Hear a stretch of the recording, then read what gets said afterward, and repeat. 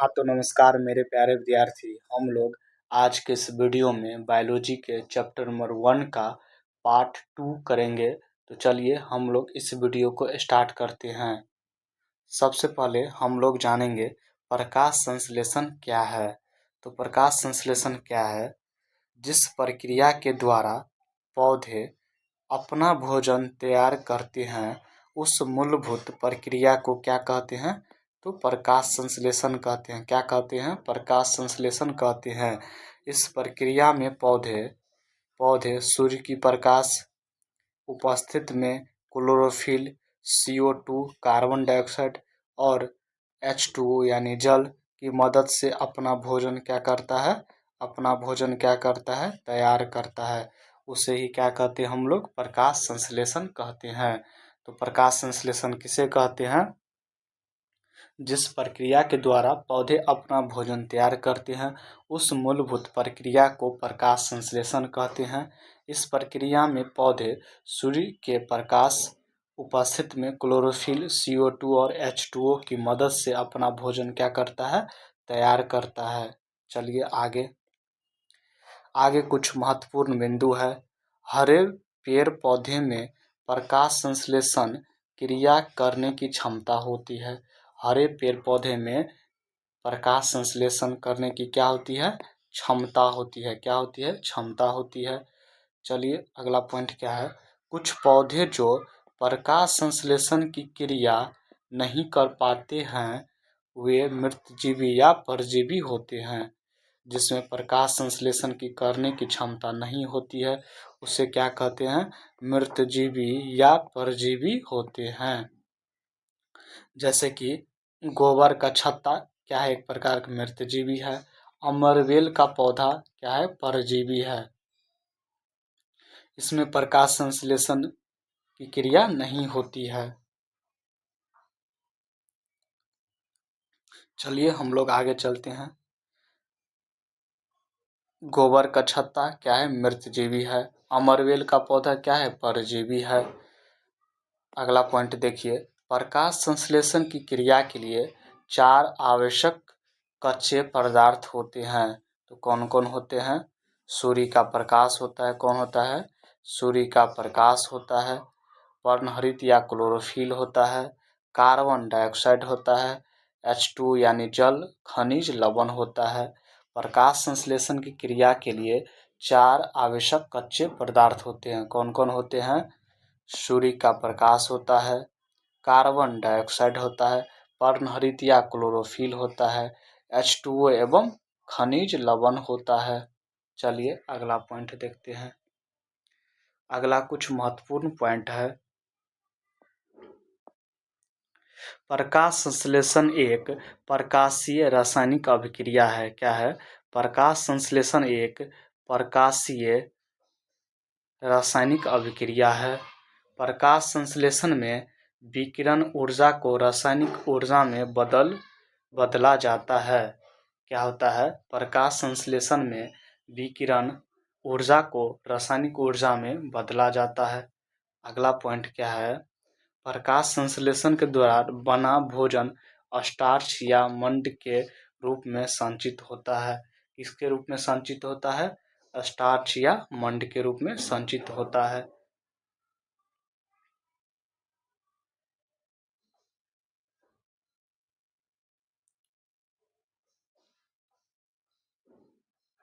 प्रकाश संश्लेषण में उपोत्पाद के रूप में ऑक्सीजन बनता है। क्या बनता है? ऑक्सीजन बनता है।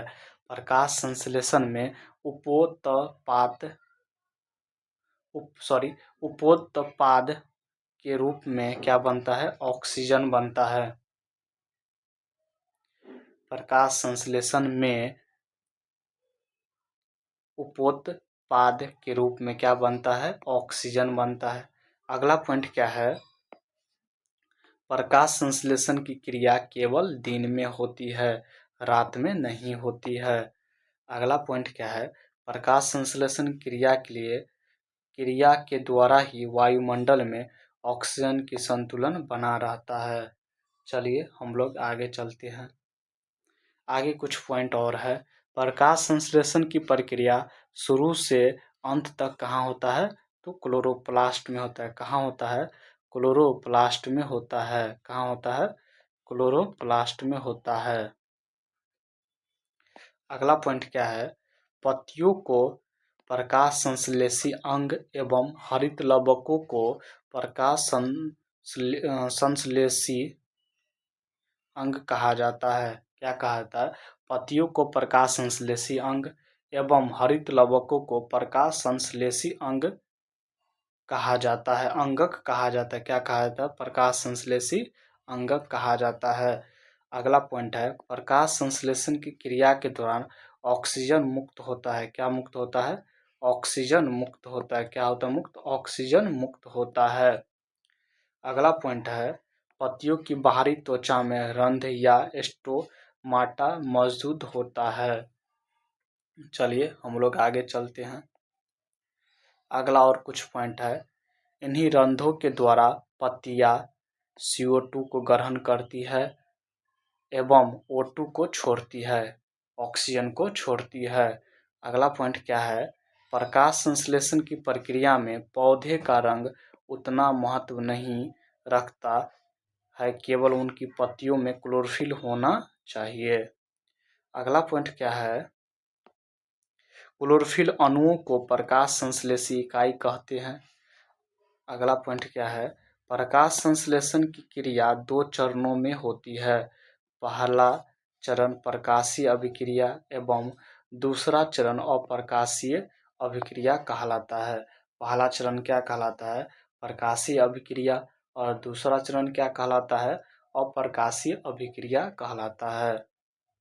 चलिए हम लोग आगे चलते हैं। अब हम लोग अमीबा के बारे में जानेंगे। किसके बारे में जानेंगे? अमीबा क्या है? किसके बारे में जानेंगे? अमीबा।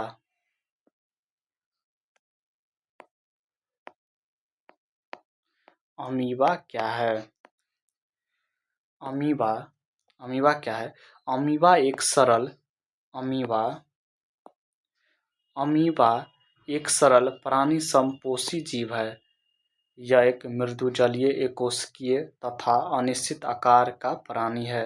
यह क्या है? एक एकोष्ठीय जीव है तथा अनिश्चित आकार का प्राणी है।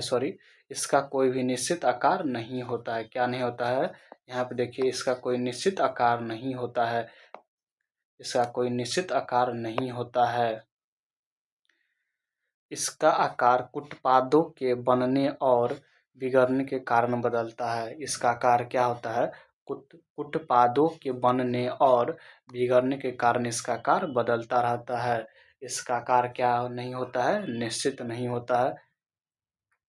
यह कुटपादों की मदद से अपना भोजन ग्रहण करता है। किसकी मदद से अपना भोजन करता है? कुटपादों की मदद से अपना क्या करता है? भोजन ग्रहण करता है। चलिए आगे चलते हैं हम लोग। आगे कुछ और पॉइंट है। अमीबा का भोजन शैवालों के छोटे छोटे टुकड़े बैक्टीरिया, जैसे कि बैक्टीरिया, डाइटम एवं अन्य छोटे एकोष्ठीय जीव तथा मृत कार्बनिक पदार्थ के छोटे छोटे टुकड़े इत्यादि है। चलिए अगला पॉइंट, अमीबा में भोजन अमीबा में पोषण अंतःग्रहण, पाचन तथा बहिष्करण प्रक्रिया द्वारा पूर्ण होता है। किसके द्वारा पूर्ण होता है? अंतःग्रहण, पाचन तथा बहिष्करण प्रक्रिया द्वारा पूर्ण होता है। अगला पॉइंट क्या है? अमीबा में पाचन भोजन रसधानी में ही एंजाइमों के द्वारा होता है। अमीबा में पाचन भोजन रसधानी में ही एंजाइमों के द्वारा होता है। चलिए अगला पॉइंट जानते हैं। अगला पॉइंट क्या है? अमीबा में अपचे भोजन को शरीर से बाहर निकालने का कोई निश्चित स्थान नहीं होता है। क्या नहीं होता है? कोई निश्चित स्थान नहीं होता है। चलिए आगे चलते हम लोग। अब हम लोग जानेंगे पैरामीशियम क्या है। पैरामीशियम एक प्राणी समभोजी एवं एक कोशिकीय जीव है। अमीबा की भांति पैरामीशियम भी मृदु जलीय प्रोटोजोआ है। इसका आकार निश्चित होता है। इसका आकार क्या होता है? निश्चित होता है। अमीबा का आकार क्या होता है? अनिश्चित होता है। इसका शरीर में प्रचलन अंगक सिलिया से ढका होता है। किससे ढका होता है? सिलिया से ढका होता है। किससे ढका होता है? सिलिया से ढका होता है। चलिए आगे। पैरामीशियम में भोजन का अंतर्ग्रहण शरीर के एक निश्चित स्थान से होता है जो कोशिका मुख या साइटोसोटोम कहलाता है। कोशिका मुख या साइटोसोटोम कहलाता है। चलिए हम लोग अब जानेंगे मनुष्य का पाचन तंत्र। मनुष्य में पाचन कैसे होता है।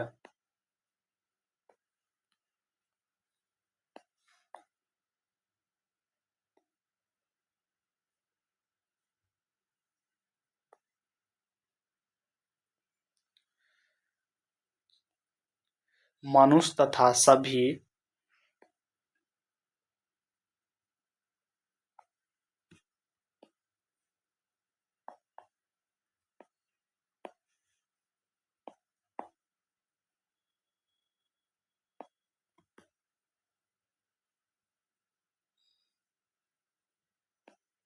मनुष्य तथा सभी उच्च श्रेणियों के जंतु में भोजन के पाचन के लिए विशेष अंग होते हैं जो आहार नाल कहलाते हैं। क्या कहलाता है? आहार नाल कहलाता है। क्या कहलाता है? आहार नाल कहलाता है। क्या कहलाता है? आहार नाल कहलाता है। आहार नाल से संबंध पाचक ग्रंथियां और पाचक क्रिया मिलकर पाचक तंत्र का निर्माण करता है। अगला पॉइंट क्या है? आहार नाल यह एक कुंडली रचना है जिसकी लंबाई कितनी होती है? 8 से 10 मीटर तक होती है। यह मुख गुहा से शुरू होकर मल द्वारा तक फैला होता है। यहाँ से शुरू होकर यहाँ तक फैला होता है। यहाँ से मुख गुहा से शुरू होकर मल द्वारा तक फैला होता है। इसकी लंबाई कितनी होती है? 8 से 10 मीटर होती है। कितनी होती है?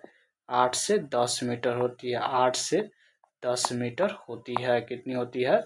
8 से 10 मीटर होती है। यहाँ से लेकर यहाँ तक फैला होता है। चलिए अगला पॉइंट। अगला पॉइंट क्या है? अगला पॉइंट है मुख गुहा। मुख गुहा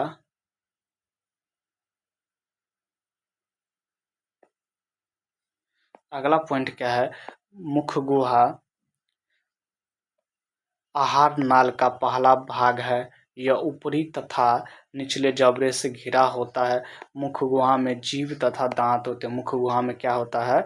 मुख गुहा में क्या होता है? जीभ होता है। क्या होता है? जीभ होता है। जीभ होता है। जीभ होता है तथा दांत होता है। क्या होता है? जीभ होता है तथा दांत होता है। क्या होता है? दांत होता है। हमारे मुख गुहा में 3 जोड़ी लार ग्रंथियां पाई जाती है। लार ग्रंथियां से निकलने वाले सबसे प्रमुख एंजाइम टाइलिन होता है। सबसे प्रमुख एंजाइम क्या होता है? टाइलिन होता है। क्या होता है? टाइलिन होता है। टाइलिन होता है। ये क्या है मेरा? लीवर है। ये क्या है? यकृत है। ये क्या है? यकृत है।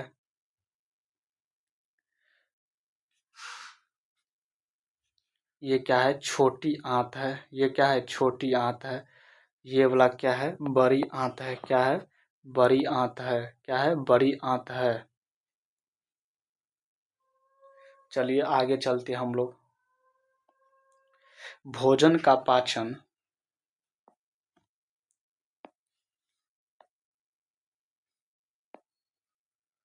भोजन का पाचन मुख गुहा से ही प्रारंभ होता है। भोजन का पाचन कहाँ से शुरू होता है? तो भोजन का पाचन मुख गुहा से शुरू होता है। कहाँ से शुरू होता है? मुख गुहा से शुरू होता है। और यहाँ से भोजन बड़ी आंत में जाता है, छोटी आंत में जाता है। तो भोजन का पाचन कहाँ से शुरू होता है? मुख गुहा से शुरू होता है। टाइलिन कार्बोहाइड्रेट का पाचन करता है। टाइलिन क्या करता है? कार्बोहाइड्रेट का पाचन करते हैं। हम लोग जो भोजन खाते हैं जैसे आलू, चावल, दाल खाते हैं उसका क्या करता है? पाचन करता है। जीभ के ऊपरी परत पर कई छोटे छोटे अंकुर होते हैं जिन्हें स्वाद कलियां कहते हैं। जीभ पर छोटी छोटे अंकुर होते हैं उसे क्या कहते हैं हम लोग? छोटी कलियां कहते हैं। क्या कहते हैं? छोटी कलियां कहते हैं। इसी स्वाद कलियों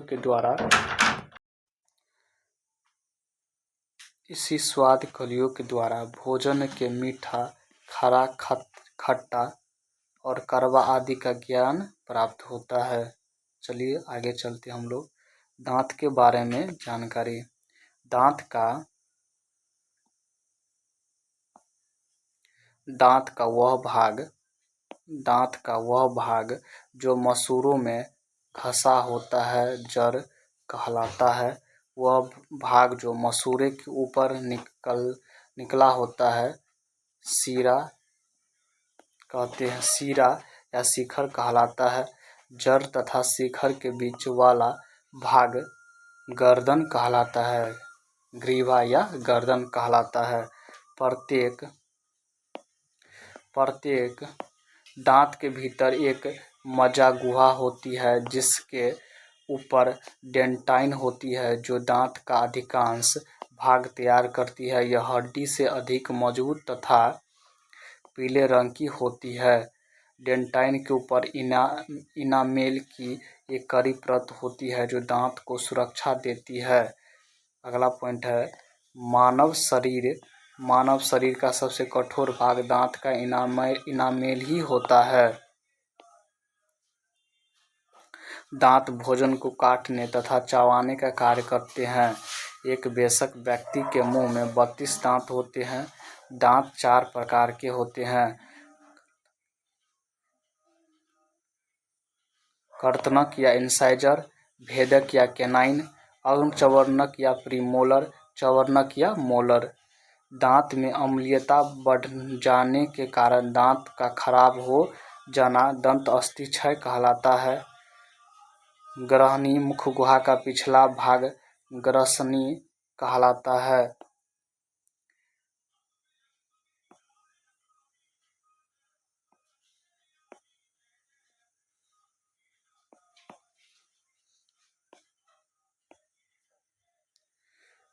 मुख गुहा से लार से सना हुआ भोजन निगल द्वारा के द्वारा ग्रास नली में पहुंचता है। ग्रास नली से होता हुआ भोजन आमाशय में पहुंचता है। ग्रास नली में भोजन का पाचन नहीं होता है। तो आज के लिए इतना ही। अगली वीडियो में हम लोग आमाशय के बारे में जानेंगे। आज के लिए इतना ही। जय हिंद।